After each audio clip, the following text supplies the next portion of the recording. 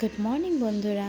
দেখো ঘুম থেকে উঠে গেছে আর ঘড়িতে বাজছে হচ্ছে 5:30, কিন্তু ঘুম থেকে উঠেছি হচ্ছে 4টে। জানো তো সারা রাত ঘুমোতে পারিনি, মনটা খুব খারাপ। আর এই দেখো সকালবেলা ঘুম থেকে উঠেই রান্নাবান্না সেরে ফেললাম।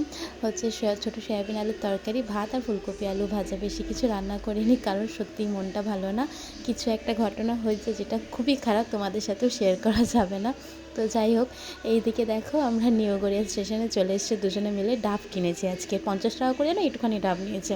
আর দুজনে মিলে ডাব খেয়ে নিচ্ছে। আর আমি ওকে বলছি যে তুই এত তাড়াতাড়ি খেলে, এত তাড়াতাড়ি এত কম করে দিলে, আমারটা পুরোই ভর্তি রয়েছে।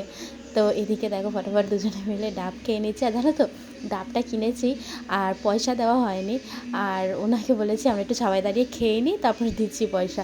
আর লোকটা শুধু বারবার পেছন ঘুরে ঘুরে দেখছে যে আমরা ডাবটা নিয়ে পালিয়ে যাইনি তো টাকা না দিয়ে। যাই হোক, তারপরে ডাবটা খেয়ে ওনাকে পেমেন্ট করে সঙ্গে সঙ্গে অটো ধরবো, কারণ অটো লাইন পড়ে গেলে আবার দেরি হয়ে যাবে। যেহেতু মনটা ভালো নেই তাই একটুখানি হাসার চেষ্টা করছি, কিন্তু সত্যি ভেতর থেকে একদমই কিছু ভালো লাগছে না। না ঘুমিয়েছি, না ঘুম পুরো হয়েছে, না খেয়েছি। আর এদিকে দেখো প্রচণ্ড গরম পড়ে গেছে। ও সত্যিই ঘেমে যাচ্ছিলো, ঘাম মুছছে, মানে এত তাড়াতাড়ি এত গরম পড়ে গেছে। আর এই যে নিউ গড়িয়া থেকে রওনা হলাম, এবার ঢুকে যাব হচ্ছে কাজে। তো ভালো লাগলে প্লিজ তোমরা একটু লাইক করো।